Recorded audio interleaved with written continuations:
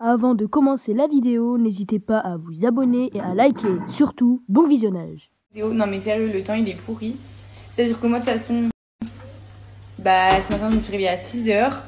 Après je me suis rendormie genre vers 10h, un truc comme ça. Trop chiant. Et voilà. Parce qu'en fait j'avais trop mal au dos. Parce que pour les gens qui ont des broches ou qui se sont fait opérer et tout, ils doivent savoir.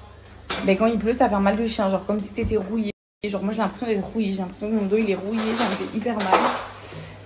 Mais bon voilà, j'ai hâte que les beaux temps reviennent. Parce que en plus d'être confiné, on peut même pas sortir sur la terrasse, on peut même pas juste ouvrir les fenêtres pour sentir de l'air. Donc justement par rapport à mon opération, je peux en profiter pour en parler. J'avais déjà un peu expliqué dans des interviews etc. Ce qui avait été mon opération. Donc je me suis fait opérer du dos, de la scoliose. Donc la scoliose c'est un truc que genre plein de gens ont, mais genre à différentes échelles. Donc ça veut dire, en fait une scoliose c'est donc une déformation de la colonne vertébrale. Donc ça veut dire qu'en fait au lieu d'être droite, elle fait un peu un S comme ça.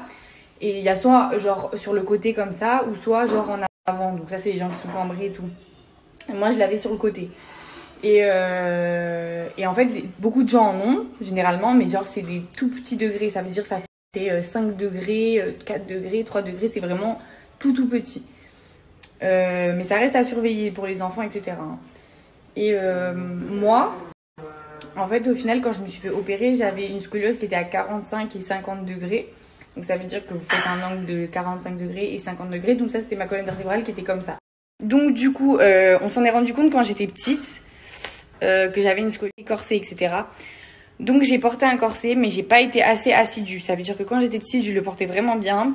La nuit, je le mettais. Quand j'ai dû le porter jour et nuit, je le mettais. Je vous montrerai après ce que c'est un corset.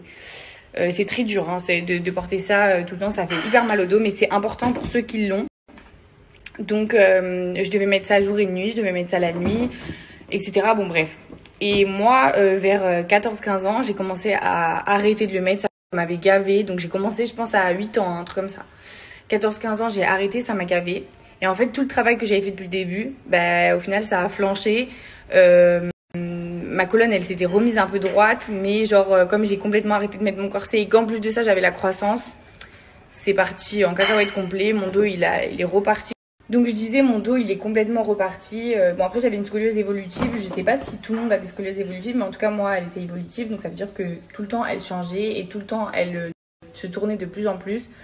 Si j'avais pas mis mon corset, je pense que j'aurais fini hyper tordue après ma croissance, ma grosse période de croissance, genre l'adolescence. Mais bon, dans tous les cas, je me suis opérée, donc voilà. Mais c'est parce que donc avant, j'étais pas assez assidue sur mon corset, etc. Donc pour tous ceux qui le portent, si vous voulez éviter